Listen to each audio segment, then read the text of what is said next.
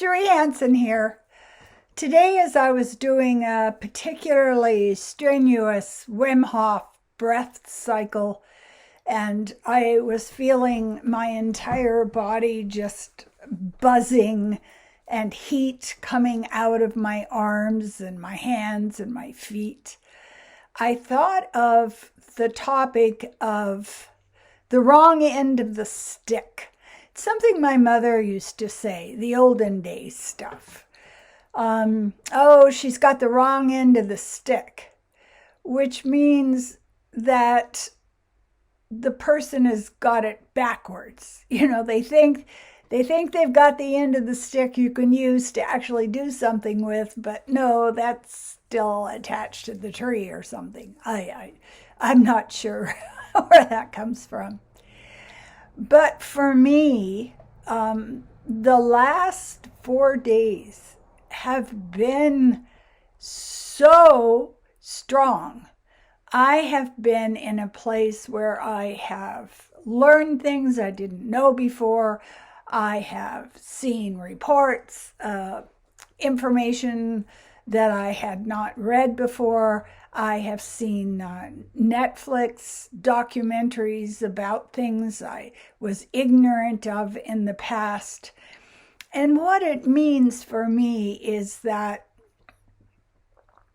I've come to a place where I'm quite able to hold the other end of the stick, throw that stick away, get another stick. I don't care.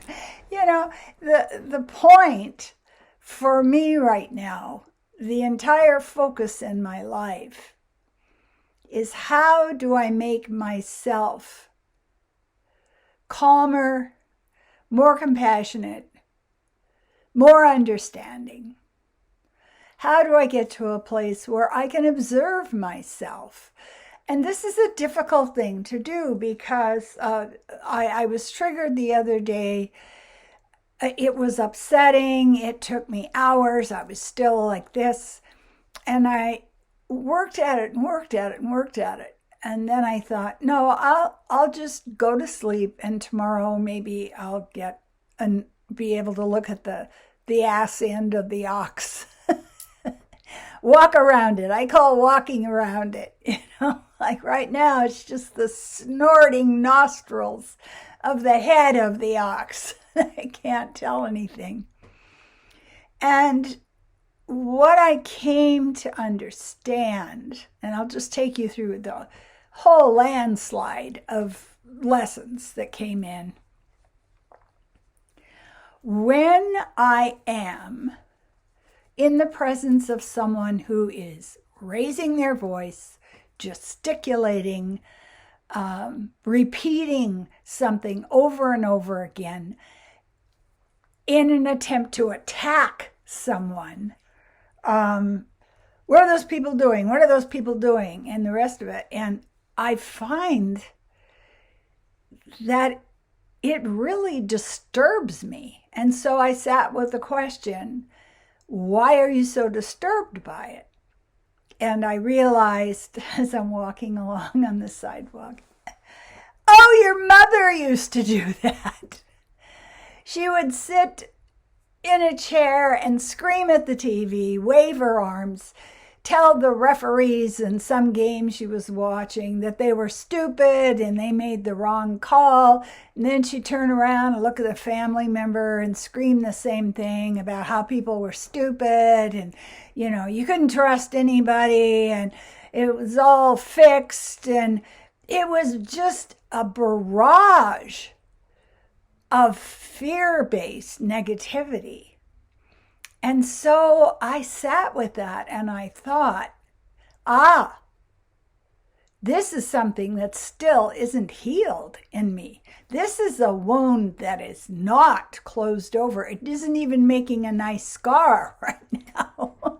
I got to show you my scar. It's so flat. It's all healed up. No, you don't want to look at that one. And then the next day, I went to hear a very beautiful First Nations artist speak at the Unitarian Church. And as often happens, when you're on a lesson, you get more information. You don't have to look for it. It's going to come to you. And so what this beautiful woman, and she was just radiant. She said light around her. It's so beautiful. And she said, we have a saying that you walk next to a person, or you walk in front of a person, or you walk behind a person. And all of a sudden my head exploded. I get enthusiastic when a lesson drops down. I don't know. It's kind of like waiting for a chicken to lay an egg or something. You're like, oh, look, there it is. And she was talking about when you walk in front of the person, you try to slow them down so they don't hurt themselves. And I understood this is my codependence, which is often triggered when I see somebody who's a friend that I love deeply who is on the path to ill health. Or I see somebody that I love deeply who is married to a verbally abusive husband. Or I see somebody that I love deeply and they're eating unwisely. My impulse is to teach them. It's kind of like when you got somebody who comes to the door is going to teach you the way, but they didn't even knock. They just opened the door and came in. So that's something that I've really been working on lately, is my tendency to want to rescue people. It's very, very distressing to me and to other people. Intrusiveness is not polite, I say to myself. Make sure you knock and ask if they want this information. And so she is talking and I'm going, oh, you can walk next to someone when you see that something they're doing is hurting them and not be trying to teach them or change their behavior. And then she mentioned behind. You walk behind someone that you know is going to fall, so you can be there to catch them. It was so simple, and it made everything so clear to me. When I am with another person, I think to myself, where am I right now? Am I next to them? Am I accepting who they are and not trying to sell them, some new information that'll give them 15 years more life? Or, nobody asked you for that, lady. So I think that one of the things that she said that was so moving, and it was so moving that I actually broke into tears. She said, what we say is, if you're in the presence of someone and they are raging and they are angry or they are crying and they are grieving, we say that shows how much they trust us. And I'm like, what? Nobody's ever told me that. Because when my father was raging, he was going to break me at a bone. Or when my mother was in grief, she was going to say something that would poison my mind for 40 years. So to get in a place of more confidence in myself. Why is it so important for me to try to change someone or to try and stop their anger? Because I see it as abuse. You're abusing my spirit. Now, we're going to talk about something else here. Should you be in the presence of negative people who are full of anger, who are covering their grief up with hatred. And you can tell when they're taken over by it. I gotta tell you, listen to this. Sit down, kids, and take notes. You know that they are in a state of being lost when they repeat the same thing over and over and over. Do you know when people do that? When they're drunk. So now they're drunk on anger. They're drunk on vitriol. They're drunk on their grief. They are in an altered state that makes them so much weaker and so much less able to observe themselves that they're not going to find a way out. Now, if I can't help them and if they can't find a way out, the question comes,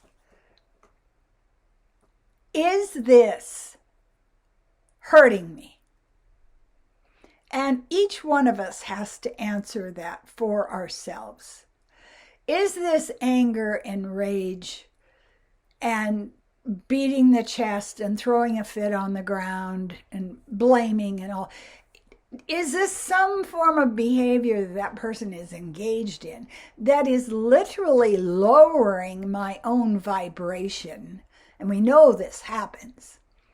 A person who is very depressed can walk into a room and they can read the vibration on the people who are in the room and it lowers immediately. Energy is everything. Energy is a virus.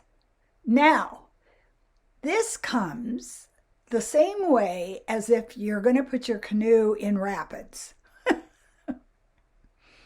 Are you skilled? If you put your canoe in these rapids with the big rocks, do you have the skill to navigate that? And this is something that I have come to for right now. And I'm going to make sure I emphasize that. For right now, at the moment, at this time.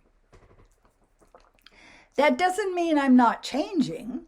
That doesn't mean I'm not growing. That doesn't mean I'm not increasing my capacity for whatever the thing is that I'm, experiencing. But at this time, because of all the circumstances that are going on, can I go through being around this person without it damaging my vibration?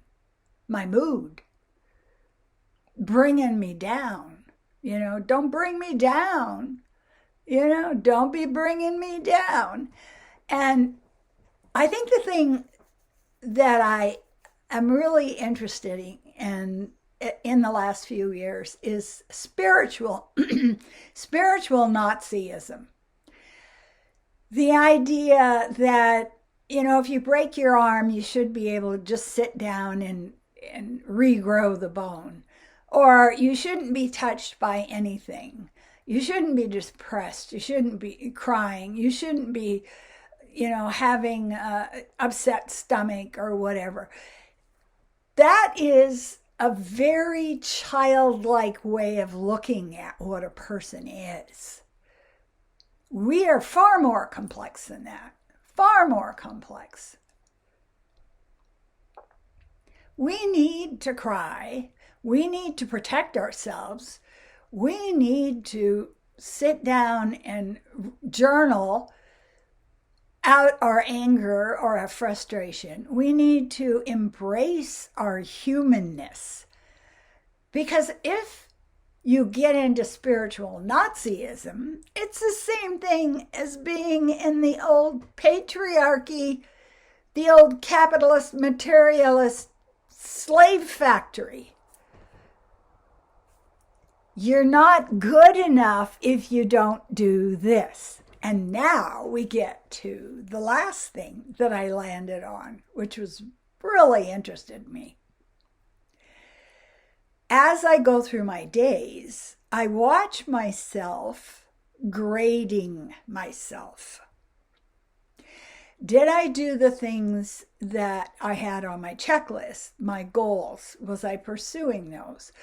And I keep coming back to the only person I am trying to impress is me.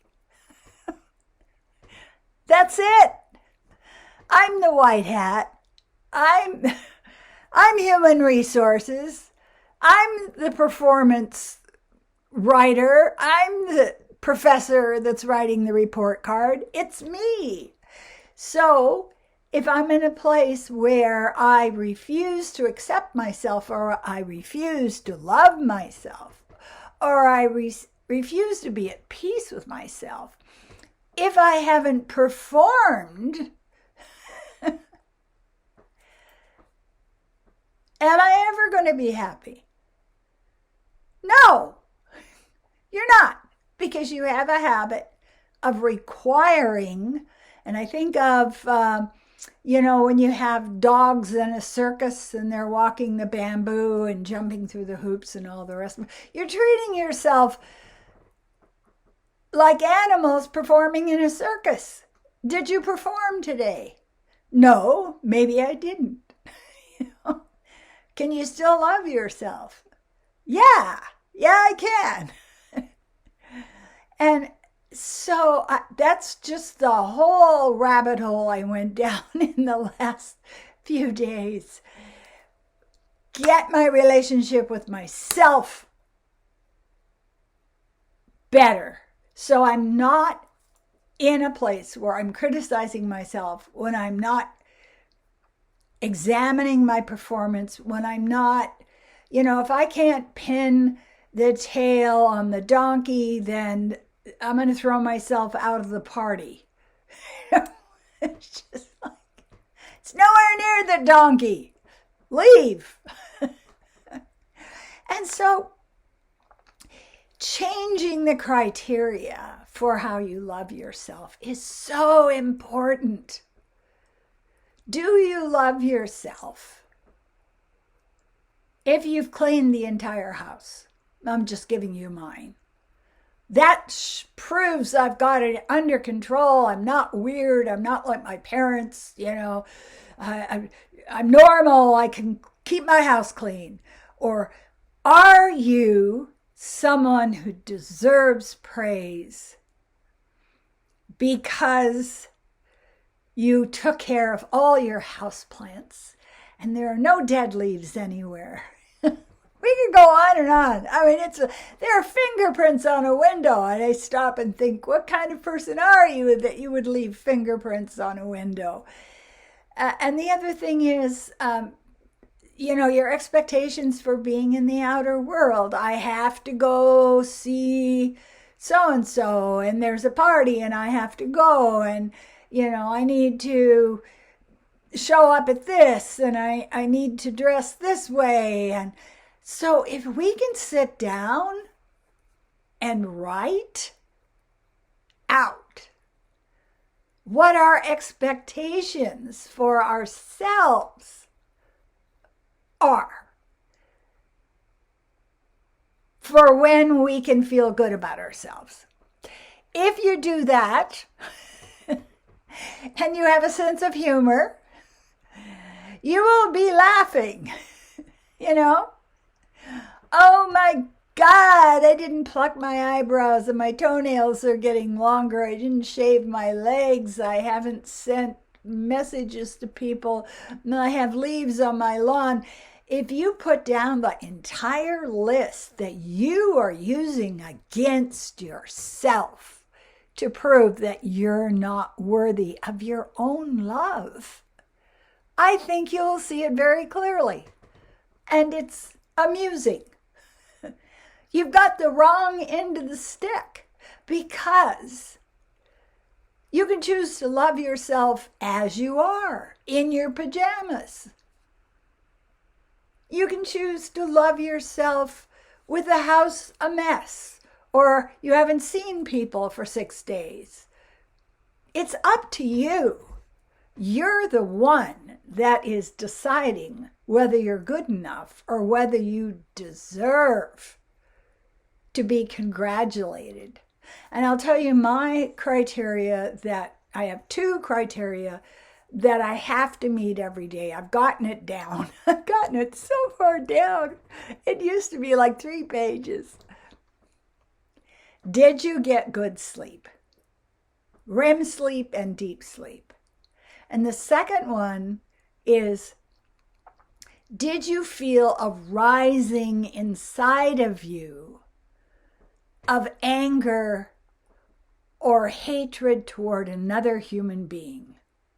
And that's it. Those are my criteria.